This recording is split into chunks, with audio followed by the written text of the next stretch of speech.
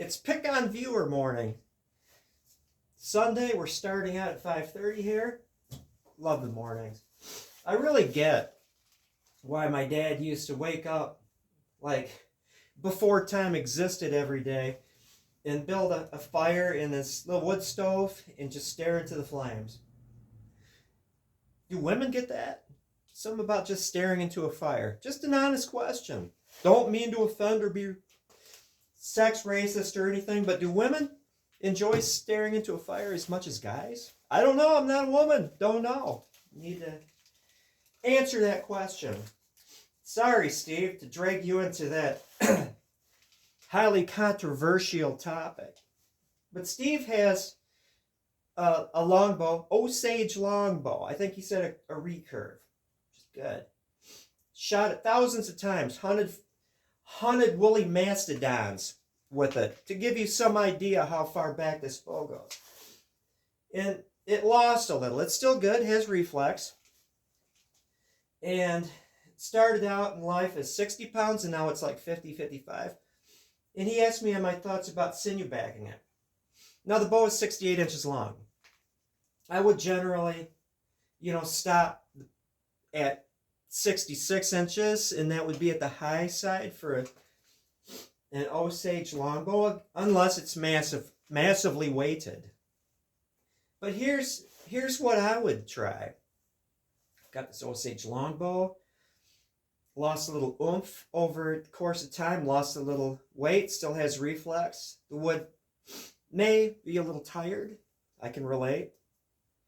I would knock an inch off of each tip and bring it down to 66. Or if you wanted to be really conservative, just to see the path it would travel, in that, taking an inch off tips, going from 68 to 66 is a big jump. You're going to gain some weight. You're going to gain some speed. Well, no, I wouldn't do a half inch and then go for an inch, because then you'll have possibly remnants of string grooves. I personally probably wouldn't change anything. I would just live with 50-55, because that's, in an Osage, recurve is still plenty huntable.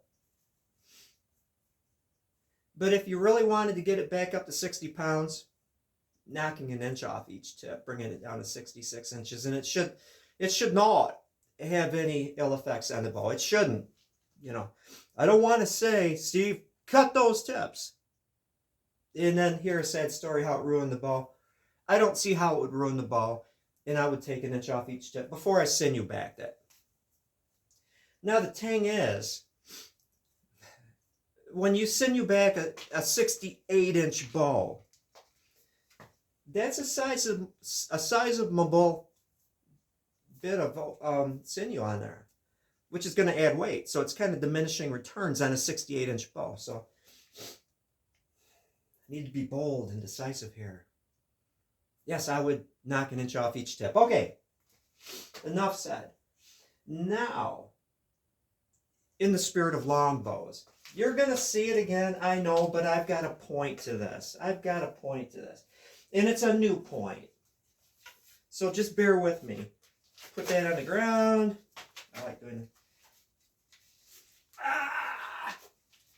neon center of the handle. And you saw me when I was flexing it, putting my hand down here. That's improper. You should really place your emphasis on the tips. I should have actually. And this can cause a bow to go out of balance above the string.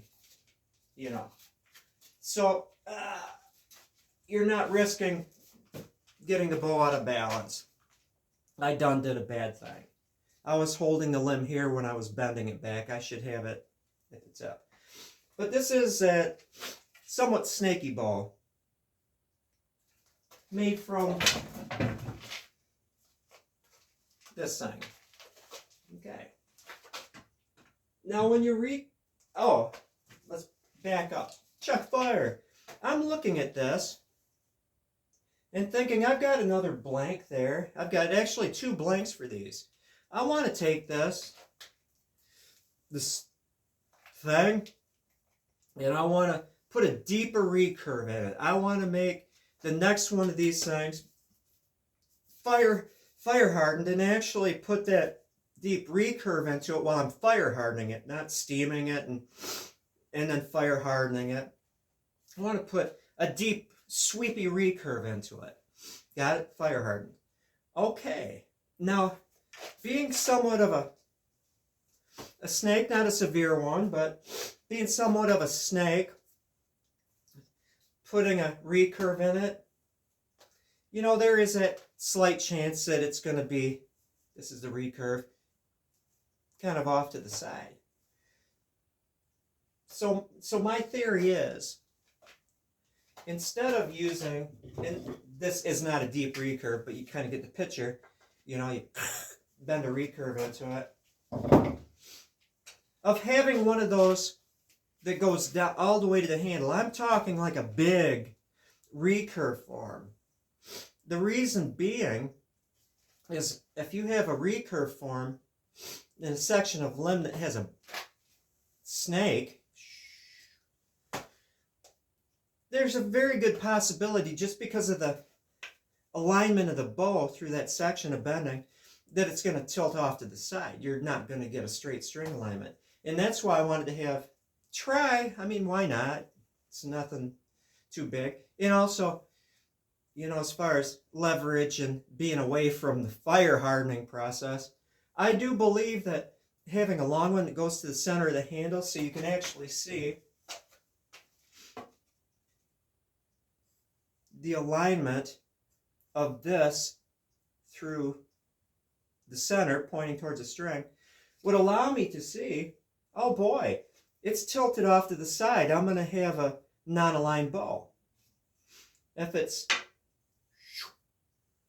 and I did my cuts right here, it's aligned.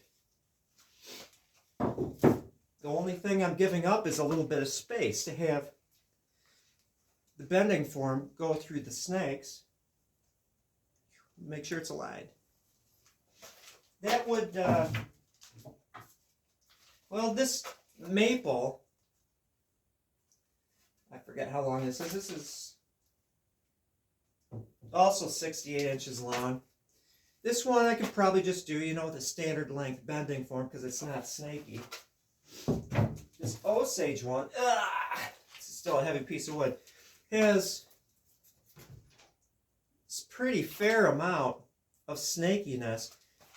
I actually have the lines drawn in there in Sharpie. Still have a bit of work to do. Anyone want to buy a 5,000 pound draw weight bow? But yeah, and that would probably also, you can see it from the side, it's roller coastery. That bending form, putting a sweepy thing, heat hardening it, fire hardening it rather, to get that recurve in here, would probably take care of that roller coasteriness. Now I like snake bows as much as anyone going this way, but going this way, not so much. I mean, personally, it doesn't have a pretty curve to it when you're looking at it from the side.